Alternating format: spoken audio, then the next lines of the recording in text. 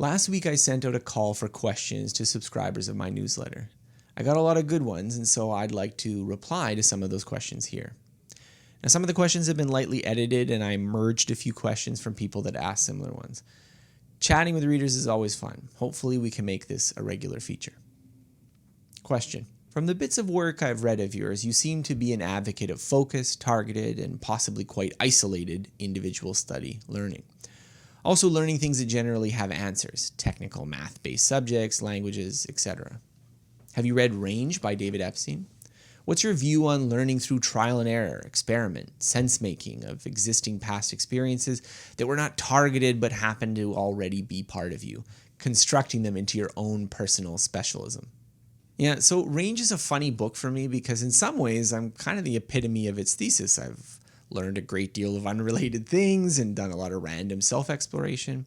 I write a blog about learning in part because I'm too fickle to stick to any one thing and master it completely.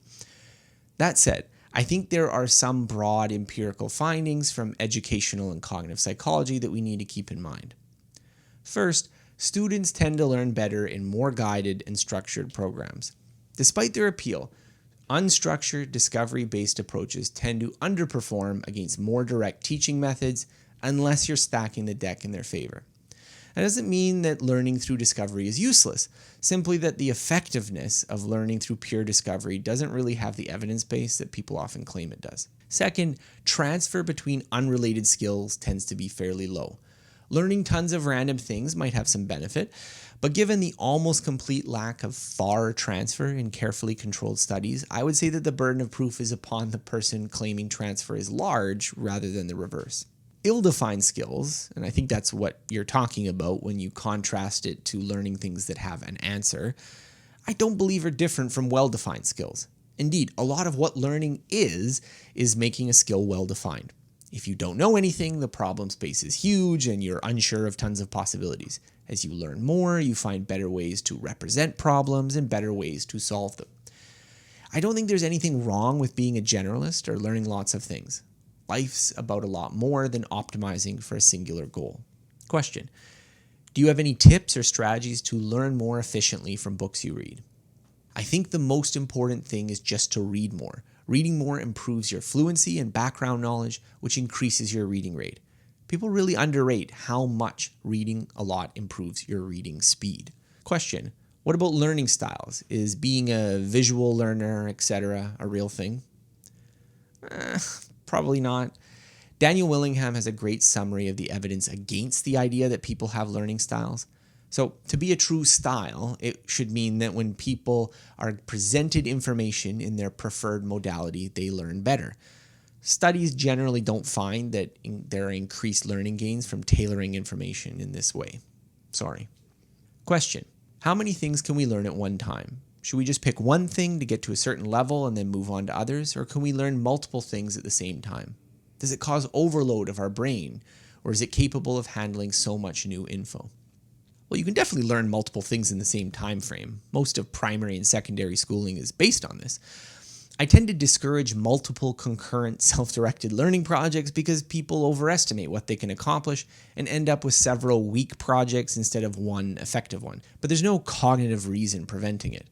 I think learning highly similar subjects in tandem can create issues, so I've never attempted to learn two different languages simultaneously, although I do recommend practicing multiple languages in close succession for maintenance. Question.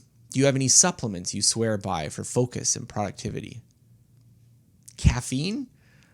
Honestly, not really anything. I'm not convinced about nootropics as something that could plausibly work with no downsides.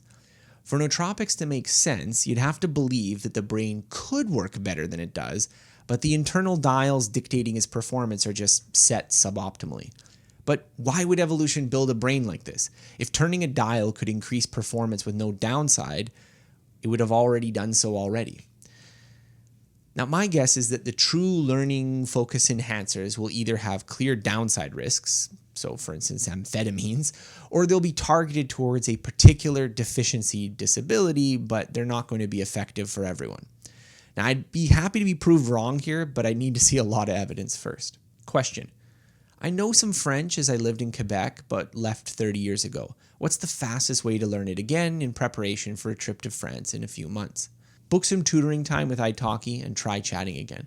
For relearning, most of the issue is low fluency and self-confidence. It's less work since the knowledge is probably already in your head, it's just not as automatic. A few lessons should help you feel more fluent, which would also help with confidence, which can be a big part of speaking a language. Question: if you had to do the MIT challenge all over again, knowing what you now know about the scientific literature on learning, productivity, etc., what would you do differently and why? So I initially dreamt up the MIT challenge as, I wonder if I could learn all the computer science courses MIT teaches. And then I went further and said, I wonder if I personally could do it in 12 months if I just focused on the exams.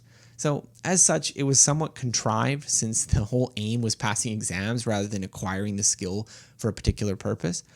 I've said as much over the years, but the project would have looked different if my end goal had been landing a programming job, launching a startup, or becoming a researcher. In terms of what I know now, there's a few things that I can see as weaknesses that could have been remedied with a different approach. So I passed a lot of exams by having a decent conceptual understanding, but my procedural knowledge of algebra and calculus was weak. This led to me struggling with some of the physics-based classes, with a lot of math to wade through to compute the answer. So if I did the project over, I'd do massive drills to build up that fluency, maybe as a prerequisite project to starting the challenge itself. So similarly, while I did the programming projects in the challenge, the MIT computer science degree is actually kind of light on programming. It was a lot more theory and math. Now that's fine, but if I had intended to land a programming gig right after, I'd have spent a couple months going deep on a particular language, ensuring I could fluently implement a lot of the ideas I'd covered. Overall, I'm not sure I would have changed much about how I studied. The time frame constraints didn't leave much wiggle room to do things wildly differently. But if I had the broader goal of learning programming or computer science, I could imagine a lot of different approaches that might have been better for certain purposes. Question: why do I enjoy reading nonfiction since most of it is forgotten? Further, why do we test high school students on content finals when we know most of the material will be forgotten? Things are forgotten, but they often still influence us in an impressionistic way. I often find my beliefs have been shifting in a direction even though I no longer recall the exact source of the argument that caused the shift. Some of what you're reading when you're reading a book is shifting your intuitions about situations in ways that don't always leave a trace back to the original source, and that's still valuable.